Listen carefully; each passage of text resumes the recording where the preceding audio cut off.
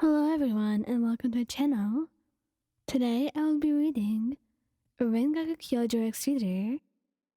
So let's get into it. You are going to visit Kyojuro. It's been a while and he seemed very busy with current missions. To be honest, for Kyojuro, it was mission after mission, and there seemed to be no breaks at all for him. It made you feel very bad, and you've barely been able to meet. And it was usually during work anyway. Not somewhere where you could talk freely and spend time together. So, you wanted to do something special today. Since it was nearing your anniversary, and both of you would be busy on that day. So the best way to do it was perhaps to make a little surprise for him in advance. You had bought cake, and made a little meal with you, putting it in the bento box, and coming to visit him. You quietly stepped in, not wanting him to notice you before you made your presence known. You wanted to catch him off guard for once, knowing how hard it was, since he was a Hashira, and he was very good at recognizing people's presence. You put the cake down on the table, looking around for Rengoku, but there was no sight of him at all. Then, you heard some noises. Something loud. From the room downstairs. The noise only got louder and louder. Then you heard a thud. What was going on in this house? You had your own doubts, but you hoped they were not true. So you kept waiting and waiting, until all of your thoughts were confirmed. Shinjiro came walking out of Shinjiro's room, tear-stained with the bruise on his face, and the sight on its own broke you. But what was even worse was the little hiccups as he tried to talk to you, wiping at his own eyes as if it would make the tears disappear and make you forget what just happened. Oh, sorry, Ryan. I didn't know you were in there. Shinjiro wiped at his own eyes, trying to quiet down, before wincing at the rough movement. After touching his bruised cheek, he frowned, getting down on your knees and bringing him close to you, stroking his hair gently. It's all right, Shinjiro. What happened? What's going on? Why do you do this? He shrugged, and he knew it, deep inside, that Shinjiro could not have done anything bad to warrant this. Hell, nothing in life would warrant this at all. So you didn't get it. And you knew that Shinjiro did not need a reason. He was just like that. An asshole. A good-for-nothing father that just existed to make their life miserable. What did he say to you? I was telling him that my swordsmanship was getting better and better. But he said that doesn't matter, because I'm gonna be useless anyway. And oh god, that was the moment you just wanted to punch him in the face, 1,000,000 times over.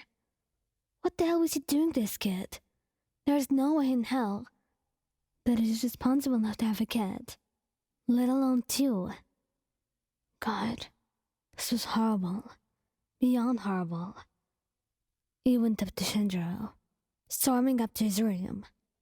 What the hell are you doing to him? I heard what he told me. He didn't even do anything wrong. And no, not only are you discouraging him and being a shithead, you hit him. What even goes through your head? I just want to get it. I don't. You were screaming and yelling, enraged, and your cheeks are even red from how mad you are. But they just stare at you, scornful, with a disapproving look in his eyes, like he hated you, like your mere presence disgusted him. And that only made you more angry, because he didn't care about his son, or himself, or anything in the world.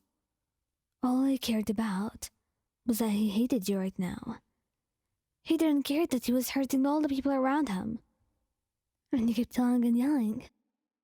And before he knew it, he got up, hitting you hard enough that it stung, and rung loudly throughout the room. You were in shock, frozen with your hand over your cheek. Did he just... Why on? You heard Rengoku's voice as he came rushing, footsteps sounding loudly. And before you knew it, you were in his arms as he held you close, shielding you away from his father and looking over your face. Are you okay?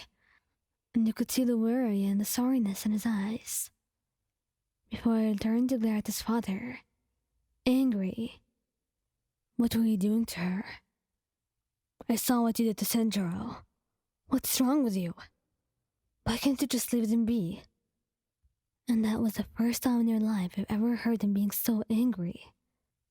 Can't you just leave them alone? We get it. You're suffering.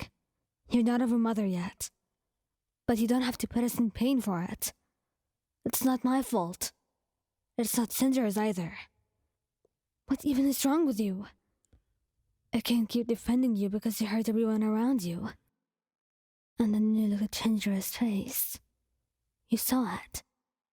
That look of absolute shock and hurt. To be honest, he kind of deserved it. Rengoku did not spare him another glance, taking you out of the room, gently, and picking up Senjuro, walking out of the house.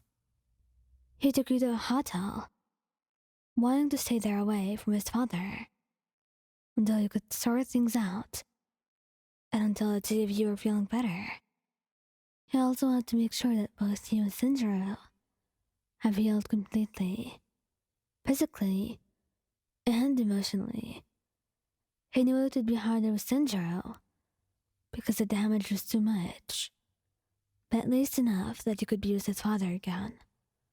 But of course, that would have to be after he gave his father a piece of his mind, once again, and once he's made sure that nothing like this will ever happen again, because he was not letting it. Not on his watch. He was not letting anyone get hurt again. Especially not you two.